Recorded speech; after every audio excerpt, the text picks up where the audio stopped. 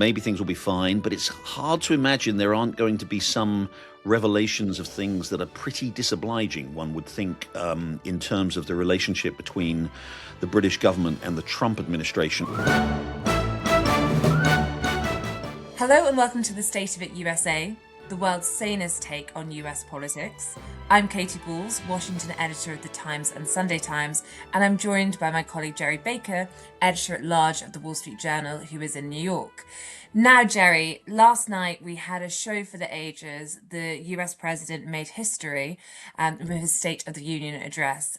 You've seen a few State of the Unions in your time. What were your main takeaways other than the length? There have been one or two in my time that have mattered. Bill Clinton famously in 1998, days after the Monica Lewinsky story broke, George W. Bush giving his 2002 speech, which sort of set up the whole kind of debate ahead of the Iraq War. But very few of these things really matter. They do provide clips for social media, obviously, and we've just seen one or two of them. And the other thing they do is they frame an argument, right? That's what the importance. They frame the argument for a president and his party, particularly in an election year like we are. We're in a midterm election year. And especially when a president and his party are flagging badly, as Trump and the Republicans are in the polls. And they set out the argument for, shoring up that vote, for the road back to some sort of recovery.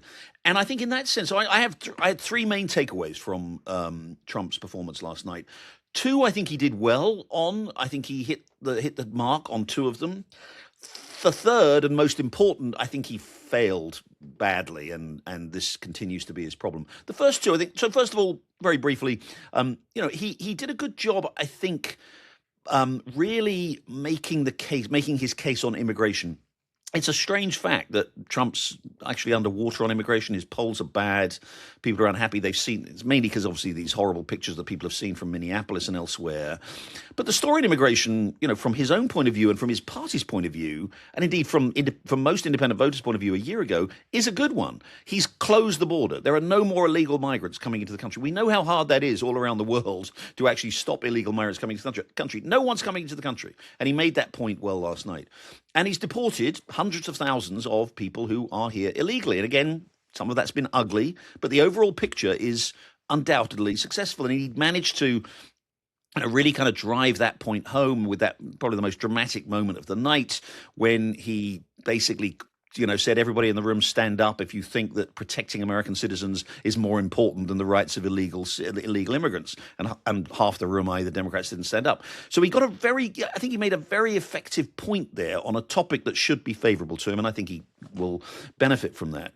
The second point is a rather different one, I think, where he did well, which is that he did the job that presidents have to do, and he has failed to do markedly throughout his presidency, which is to offer a kind of a unifying message. This is 2026, the 250th anniversary of the Declaration of Independence. He did a good job, I thought, of using, sometimes it looks very cynical, but using these war veterans, these heroes, standing up in the room, calling upon them there and then, presenting them with the Congressional Medal of Honor and a Purple Heart and the Presidential Medal of Honor and the Legion of Merit, all of these things. And actually, that was Democrats had to stand up for that because these are war heroes. This is America. He was celebrating America. I think he did, again, for him, an unusually good job. The third, though, and the most important, and this is where I think he missed the mark completely, is the economy. The economy, people don't feel good about the economy. He gets low marks on the economy. They're still concerned about prices being too high. They blame a lot of it on tariffs. Not unreasonably. Tariffs have helped to push prices up. They don't like his policies. They don't like what he's doing. They want to hear some signal that he's changing and that he's listening to them. Instead, he keeps hammering home the message, you've never had it so good. The economy is great as it's ever been. He kept touting the best economic performance of all time, which is not true. He kept touting the fact that the stock market up at Dow Jones is 50,000. Most people don't really care much about that.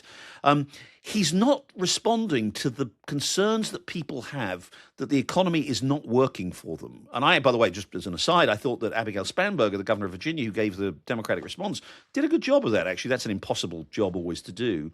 But she did a pretty good job in her response of driving that point home. He's not on your side. He's not speaking to you about your concerns. He keeps celebrating what a great thing the economy is when 2/3 of Americans say the economy is on the wrong track. So I think that was the biggest takeaway, and he really failed to land that. And that's going to continue to haunt the Republicans this year. I think what was quite interesting. And I completely agree. That moment where he said, stand up on immigration, I think it was, a classic political trap. And you could start to see how the Republicans are drawing the lines, the battle lines of how they want to fight the midterms, of course, in November, but then also generally their pitch for taking the fight to the Democrats. And you had Krista Savitas, who was one of the 2024 co-campaign chiefs for President Trump, alongside Susie Wiles, his now chief of staff. He tweeted, after the speech, going, the adverts write themselves, which I think was another sign that this was political messaging. And I think the view of those around Donald Trump last night was, and of course they would say it was a great success regardless, but I do think there was a feeling that Trump had managed to focus on the political message. When you think about how 2026 began, they wanted a situation where Trump is focusing on domestic ahead of those votes, but there's been Venezuela, Iran, Greenland threats, and this was a message which was largely domestic. Do you think the Democrats handled it well? Because you mentioned Abigail Spanberger, but one of the other big debates was the fact that some Democrats obviously stayed seated, but many weren't even in the room. They chose to boycott the address, saying Trump didn't deserve their presence. They weren't going to sit there and hear the man ramble on for nearly 2 hours. I don't think it mattered. We had the usual. Ejection of Al Green, which is now becoming an annual event. The Texas congressman who gets his little bit of 15 seconds of fame, seconds in his case, by protesting, was ejected. As you say, a lot of them didn't show up. The AOCs of the world, although interestingly, some very prominent very prominent antagonists of Trump, most notably Ilhan Omar, the Minnesota congresswoman, was there and shouted out several times when Trump was speaking. And Nancy Pelosi. Look, I don't think it matters that much. They're a sideshow. It's the president that matters. I think when historically, when people have members of the opposition have kind of shouted out or protested. There was the very, very famous occasion when Barack Obama was president about 14 years ago. Joe Wilson, a Republican congressman, very famous, at one point in Obama's speech, just shouted out, "You lie!" And it became an absolutely sort of viral moment, but it didn't really change anything. So I tell you what I think, though. I was talking to a Republican over the weekend before, a Republican consultant over the weekend before the speech. I think this point about the economy and Trump's continuing sort of inability to address the concerns that people have and the continuing insistence that this is the greatest economy of all time, thanks to me, Donald Trump, it does go to part of the problem when you have such a powerful figure as Trump, when you have this man who is honestly exercising monarchical authority over the Republican Party and trying to exercise monarchical authority over the country at large. And you have this Republican Party that in Congress in particular, and to some extent in the media, the kind of the Republican supporting media, adopts this, frankly, deferential, submissive, let's face it, kind of adopts the position with regard to Trump. That you're seeing some of the problems with that now, because if Trump isn't really getting from people, look, we really need to be out there talking about things that concern people. If instead he's getting, you are the greatest president who ever lived, you are the greatest man who ever lived, which is what he gets all the time from Republicans. Now, he gets a slightly different message in private, to be fair, but that's what he gets in public. It's not helping.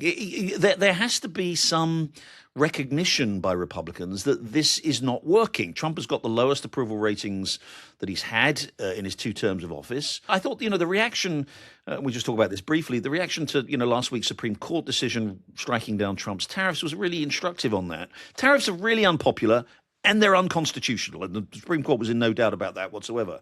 The right thing for them to do is to say, Republicans to do is to say, okay, we tried, didn't work, maybe, it's time to try something else. Instead, they all came out with these, the Supreme Court got it wrong, and actually, let's try something else, and all this kind of thing.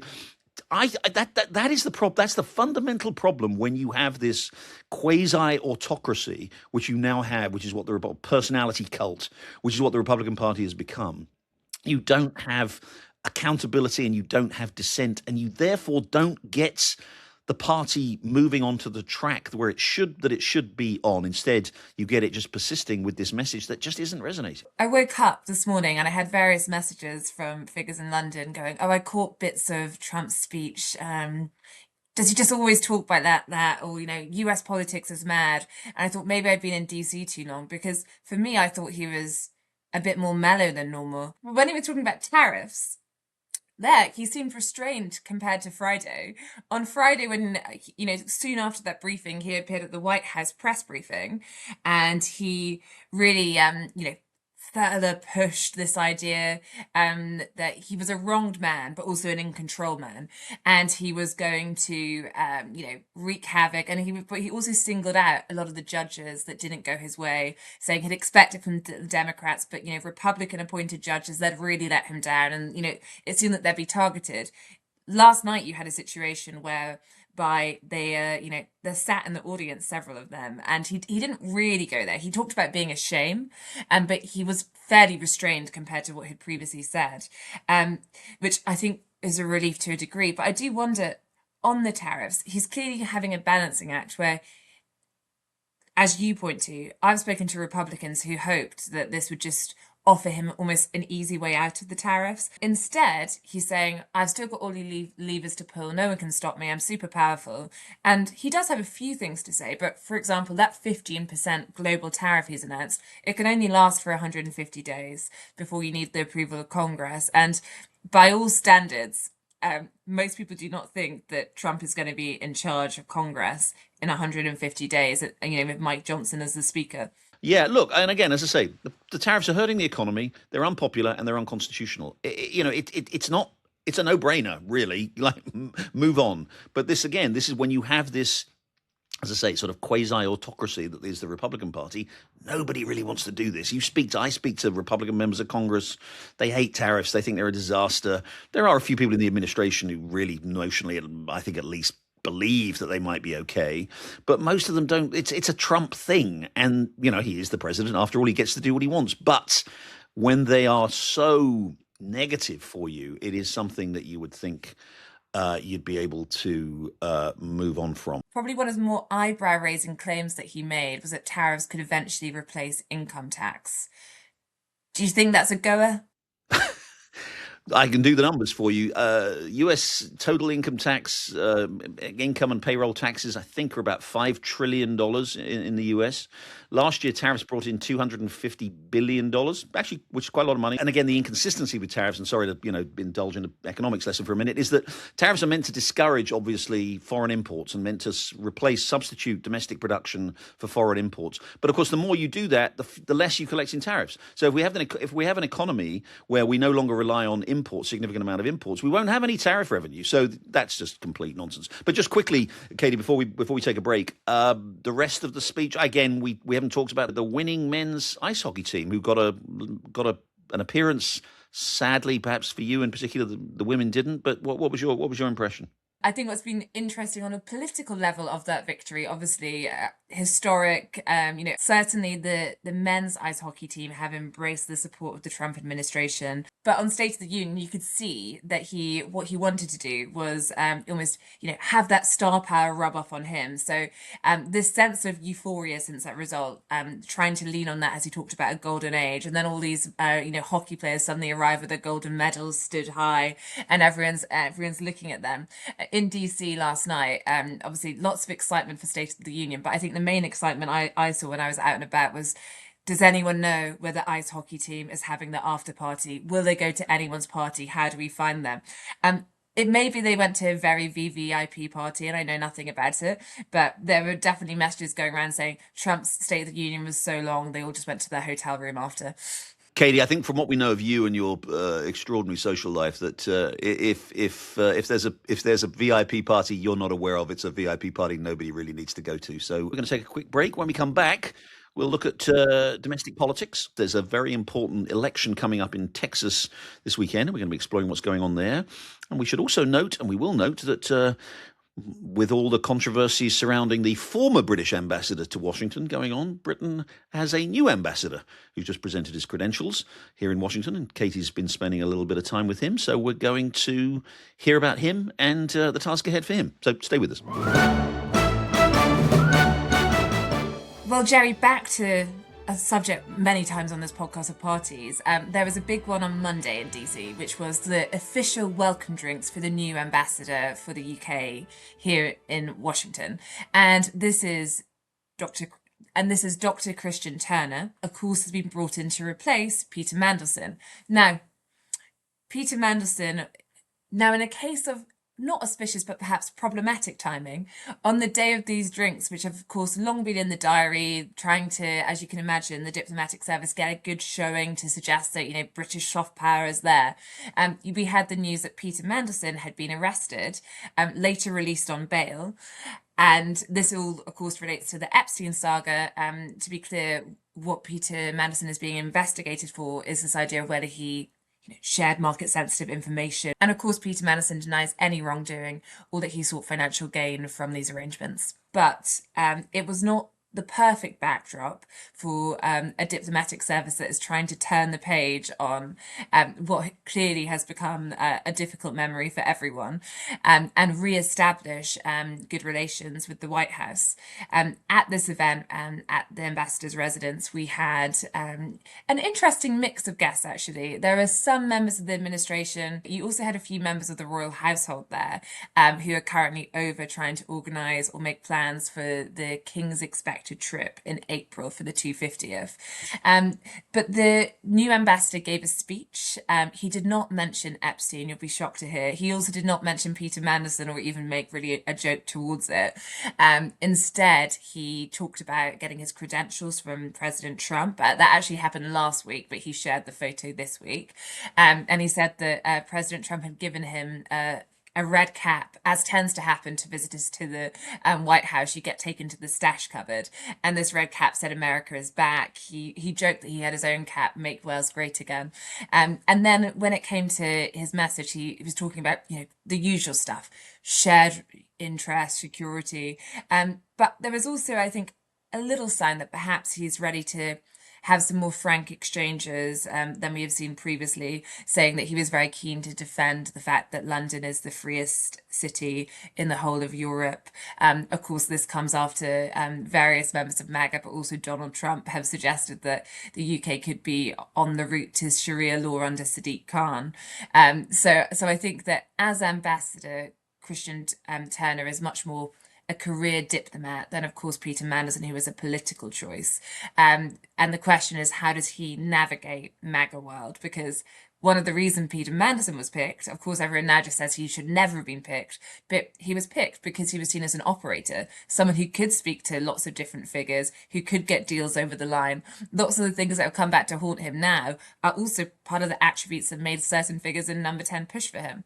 Have you got any advice for the new ambassador? Well, I was thinking about Ambassador Turner and thinking what a potential baptism of fire this could be, because any day now, as you know, we're going to get the release of these Mandelson files, as I think they're being called, over in London, with all of this, presumably trove of communications, emails, messages, whatever else, minutes of meetings or whatever, about Mandelson and relating to Mandelson and his appointment as ambassador, and then presumably in his time as ambassador. And it's maybe things will be fine, but it's hard to imagine there aren't going to be some revelations of things that are pretty disobliging, one would think, in terms of the relationship between the British government and the Trump administration. And again, we know Mandelson actually was, whatever else he was doing a very good job of kind of handling that relationship. But we've seen in the past embarrassing communications,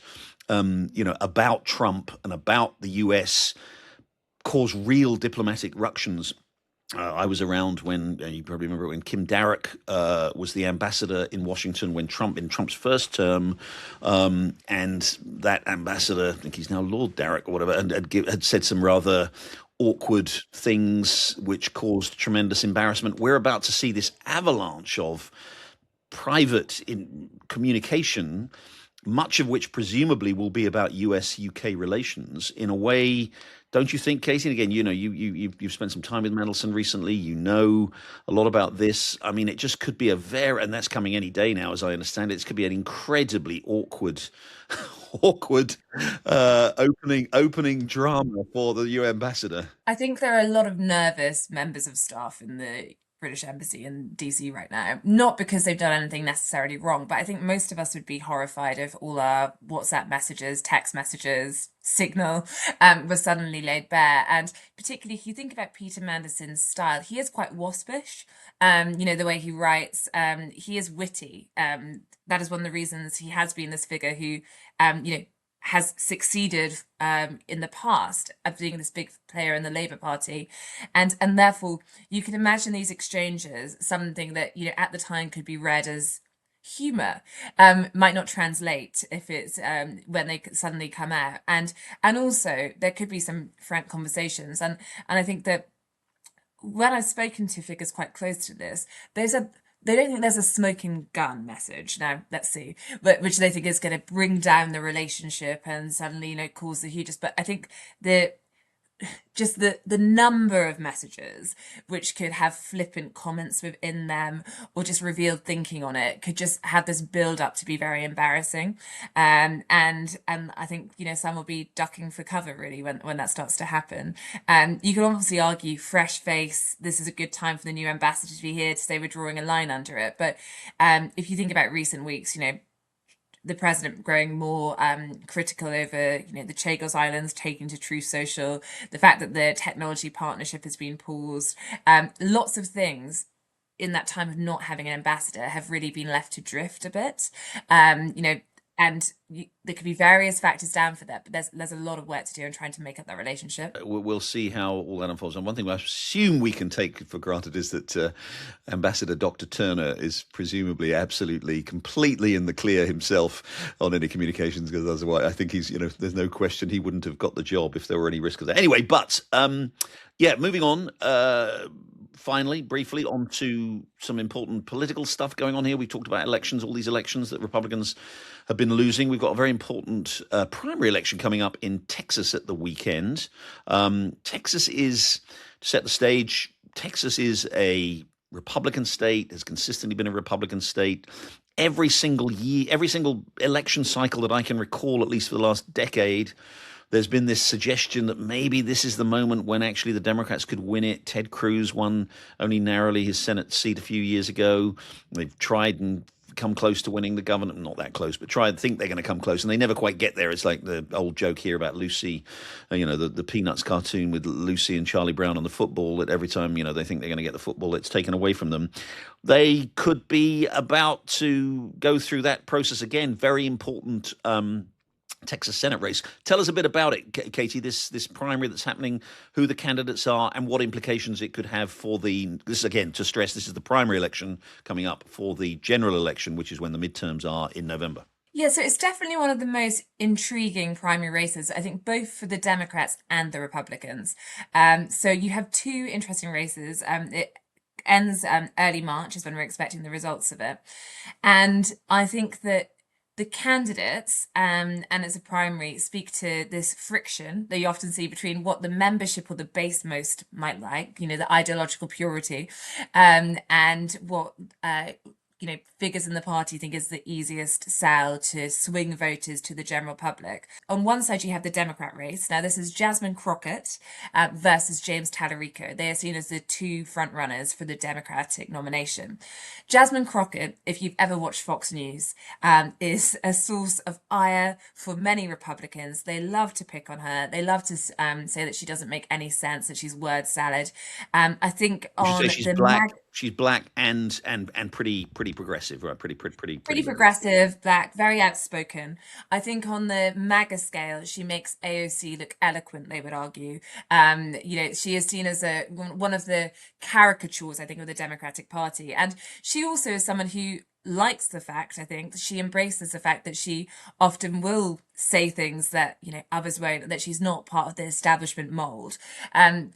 but certainly she's seen as probably one of those characters who can rally the base, has a bit of a cult following, but is more on the extreme end of the Democratic Party. Then you have James Tallarico, who's been slowly emerging, I think. This is a guy who talks a lot about faith as part of his message as a Democrat, and I think is seen as a Democratic politician. I'd be interested in what you think, Jerry, who can reach perhaps more traditional Republican voters with his centre, with his looking at faith and others. He also last week went viral because he appeared on Colbert on a show that wasn't shown on TV but was shown on YouTube, and this led to this sense that because of licensing rules he wasn't allowed to be there, and therefore it became a cult hit online and boosted his profile to a degree. Look, I think to me, though, this race all comes down to the Republican side, really, and whoever wins the Republican primary. That is a really interesting contest between John Cornyn, who is the incumbent Republican senator, reliably conservative, hasn't been kind of like a big sort of MAGA guy, but has been happy, like all of them, almost all of them, to kind of go along, but is not identified as a MAGA guy. He's more of a traditional conservative, but he's been the senator there for a long time. And he's being challenged on the Republican side by an openly and aggressively MAGA guy called Ken Paxton, who has got all kinds of problems. He's had ethics problems. He's had legal problems. I think right. His divorced wife is kind of running ads against, running a campaign against him. He's a real one of these MAGA types that have run in elections in the past, in the last 10 years, in Senate and governor's races, and have typically lost because they are out there. You think Trump, many of our viewers and listeners think Trump is kind of wild. These people are, on another level. And Paxton is very much like that. Now, if Paxton were to beat Cornyn, to oust Cornyn in that Republican primary, it's close. It's a three-way contest, actually, so it's probably got to go to a runoff to complicate things. But if he were either in the first round or the second round to oust Cornyn, I think then the Democrats have a real chance. Again, they have a better chance with Tallarico than they have with Crockett, because Crockett is, for all kinds of reasons you've just discussed, seen as a bit extreme and not really a great candidate. But if it turns out to be Tallarico, this quite charming, quite appealing, quite sensible sort of moderate Democrat, apparently, against this wild-eyed MAGA guy with a sort of with a trail of stuff behind him, I think there's a chance that a good chance that the Democrat would finally do the impossible and take Texas. I think that's still unlikely. I think probably Cornyn will just pull it out in the Republican primary, and then he's the incumbent. He'll probably win. And Cornyn's had a lot of money being poured into his campaign as they're trying to do this. And yet a lot of the polling does suggest Ken Paxton currently edging it. So it looks like it's on a knife edge. And in the runoff polls, to your point, there was an interesting one recently, which I think is, if it's Ken Paxton versus Crockett, they still think he'd narrowly win. If it's versus Tallarico, it gets much closer. So it's shaping up to be the contest to really look at. Sorry, it's shaping up to be one of the key contests, both in the primary, but then actually for the midterms. And it's crucial. I mean, the Republicans have a majority, as we know, of 3 seats in the Senate, 53-47.